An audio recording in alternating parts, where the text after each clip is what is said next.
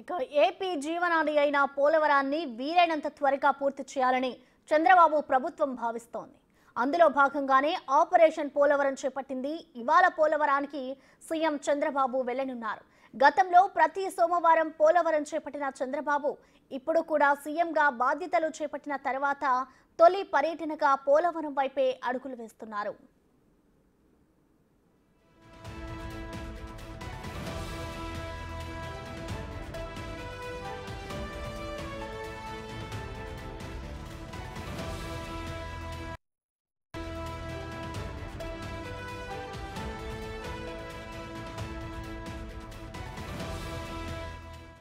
కాసేపట్లో పోలవరానికి బయలుదేరుతారు సీఎం చంద్రబాబు. పోలవరం పనుల పురోగతిపై సమీక్షించనున్నారు.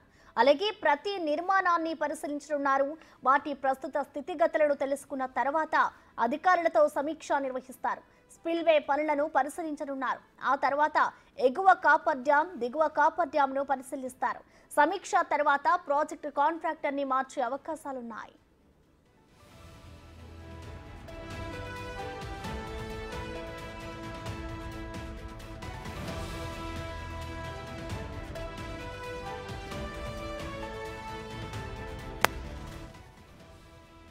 ఇప్పటి వరకు పోలవరంలో ఎంత మేరకు పనులు జరిగాయో ఒక్కసారి పరిశీలిస్తే హెడ్ వర్క్స్ 72.63% పూర్తయ్యాయి.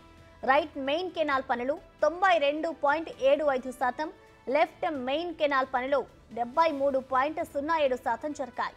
భూసేకరణ పునరావాసం విషయానికి వస్తే 22.55%, ప్రాజెక్టులో అన్ని పనులు కలిపి 49.79% పూర్తయ్యాయి. ఇక స్పిల్ ఛానల్ పనులు 88% పూర్తి కాక అప్రోచ్ ఛానల్ పనులు 79% జరిగాయి.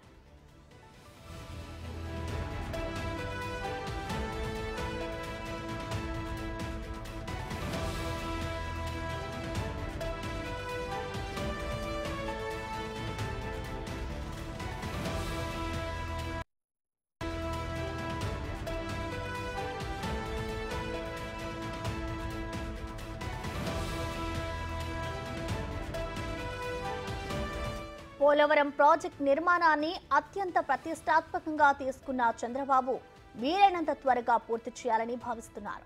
అందులో భాగంగానే ఇవాళ పనులను పరిశీలించేందుకు వెళ్తున్నారు. చంద్రబాబు హయాంలో వేసిన అభివృద్ధి పనుల శిలాఫలకాలకు మెరుగులు దిద్దారు. ప్రాజెక్టు పనులను పరిశీలించేందుకు ఏర్పాటు చేసిన హిల్ వ్యూ పరిసరాలను క్లీన్ చేశారు. సీఎం టూర్ నేపథ్యంలో పోలవరంలో భారీ బందోబస్తును ఏర్పాటు చేశారు.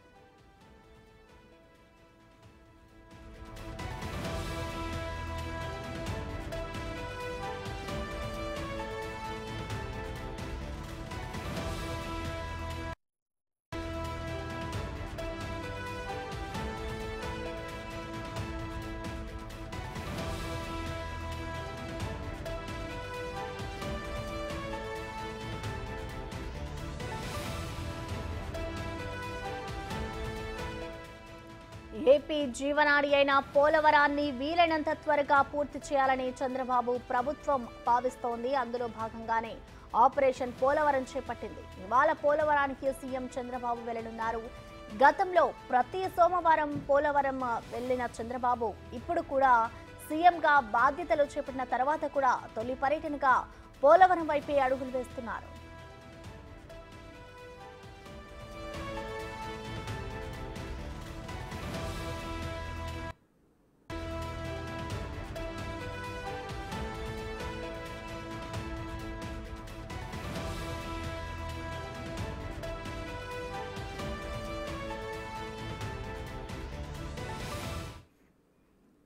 చంద్రబాబు పోలవరం పర్యటనకు సంబంధించిన మరింత సమాచారాన్ని మా ప్రతినిధి శివ లైవ్ లో అందిస్తారు. శివ, చెప్పండి, మరి కాసేపట్లో అయితే సీఎం చంద్రబాబు నాయుడు పోలవరం పర్యటనకు వెళ్ళబోతున్నారు. పర్యటనకు సంబంధించిన డీటెయిల్స్ ఎలా ఉన్నాయి శివ?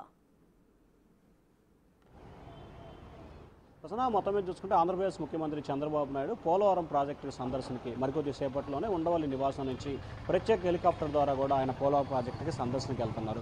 5 సంవత్సరాల కాలంలో పోలవరం ప్రాజెక్టు ఎక్కడ వేసిన గొంగలు అక్కడే ఉంది.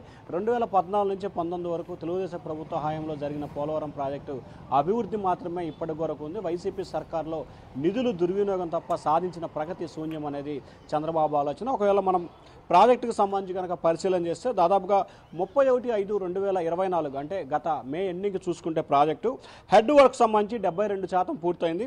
Grain main canal 92%, left main canal 73%, భూసేకరణ పునరావాసం 22% అయింది. ఇది దాదాపుగా ఇదే పోలవరం ప్రాజెక్టు చాలా టెక్నికల్ ఇష్యూ కనిపిస్తూ ఉంది. ఇది కావాలంటే ఖచ్చితంగా ఆర్థిక వనరులు చాలా ఎక్కువ కావాల్సిన పరిస్థితి. అలాగే ప్రాజెక్టులు అన్ని పనులు కలిసి 49.79% పనులు పూర్తయిన పరిస్థితి. ఇక మెయిన్ డ్యామ్ ప్యాకేజీ విషయానికి వస్తే కనుక సిల్పేన్ రేడియో గేట్లు దాదాపుగా పూర్తయినాయి. ఎగువ దిగువ క్యాపర్ డ్యామ్లు 2 పూర్తయినాయి. ఈసీఆర్ఎస్ డ్యామ్ ఎర్త్ డాల్కమ్ ఫీల్డ్ డ్యామ్ ఇది కూడా పూర్తయింది. గ్యాప్ 1 డయాఫాల్ వామ్ పూర్తయిన పరిస్థితి ఉంది. అలాగే నేలను గట్టిపరిచే పనులు ప్రస్తుతం కొనసాగుతూ ఉన్నాయి. అలాగే గ్యాప్ 2 నేలను గట్టిపరిచే పనులు ఇంకా గడుతూనే ఉన్నాయి.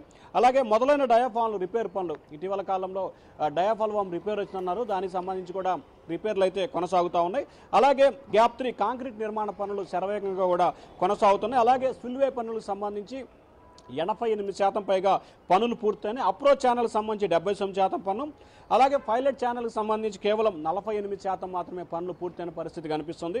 అలాగే right and left canal total ప్రాజెక్టుకు సంబంధించి 68% పైగా ప్రాజెక్టు పనులు పూర్తయినాయి. సో ఓవరాల్గా చూసుకుంటే ప్రాజెక్టుకు సంబంధించి 2019 చివరి నాటికి తెలుగుదేశం ప్రభుత్వం దిగి వైసీపీ ప్రభుత్వం అధికారంలోకి వెళ్లే టైంలో ప్రాజెక్టు ఏ స్థాయిలో స్థితిగతులు ఉన్నాయో ఇంచుమించుగా 1-2% తేడాతో యాజ్ ఇట్ ఈజ్గా అలాగే ఉన్నాయనేది ప్రస్తుతం చంద్రబాబు ఆలోచన.